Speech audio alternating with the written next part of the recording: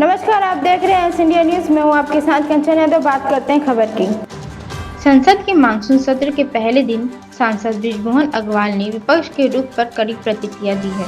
उन्होंने कहा, ऑपरेशन सिंदूर भारत की मान सम्मान और स्वाभिमान को बढ़ाने वाला ऐतिहासिक कदम रहा है।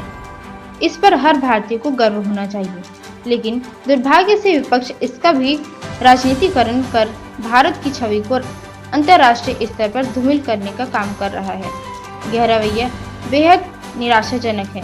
उन्होंने आगे कहा कि देश के लिए गर्व के क्षणों में विपक्ष का नकारात्मक दृष्टिकोण न केवल राष्ट्र के मनोबल को ठेस पहुंचाता है, बल्कि सेना और सुरक्षा बलों के मनोबल पर भी असर डालता है। सिर्फ छत्तीसगढ़ के लिए नहीं, पूरे देश के लिए है और देश का मान सम्मान स्वाभिमान जो ऑपरेशन सिंदूर के माध्यम से बढ़ा है उस पर चर्चा होगी। साथ में हम छत्तीसगढ़ के विभिन्न मुद्दों को लेकर, छत्तीसगढ़ के विकास को लेकर, छत्तीसगढ़ में रेलवे परियोजनाओं को लेकर, छत्तीसगढ़ में स्कूल कॉलेज शैक्षणिक परियोजनाओं को लेकर, छत्तीसगढ़ में हेल्थ की सुविधाओं को लेकर, छत्तीसगढ़ में सड़क सुविधाओं को लेकर हम इस सदन में 1 महीने में अपने मुद्दे उठाएंगे। हम देख रहे हैं कि छत्तीसगढ़ में ईडी की कार्रवाई के बाद राजनीतिक तापमान बढ़ा हुआ है। पूर्व मुख्यमंत्री भूपेश बघेल के बेटे गिरफ्तार हैं, ईडी ने इजाजत में लिया है।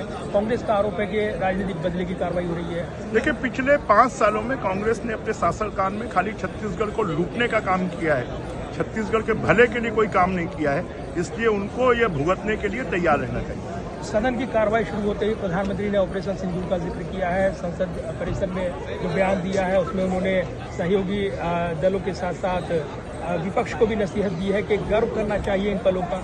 निश्चित रूप से विपक्ष को अपनी राजनीतिक रोटियां सेकने की बजाय इस देश के ऊपर में, इस देश की सेना के ऊपर में गर्व करना चाहिए और ऐसे मुद्दों पर पूरे विश्व में भारत का मान सम्मान स्वाभिमान बढ़े और उसके लिए एकता के साथ में पूरी देश की सेना को और सरकार को बधाई देनी चाहिए। धन्यवाद बात करने के लिए। ऐसी खबरों को देखने के लिए देखते रहे इंडिया न्यूज। तब तक के लिए नमस्कार।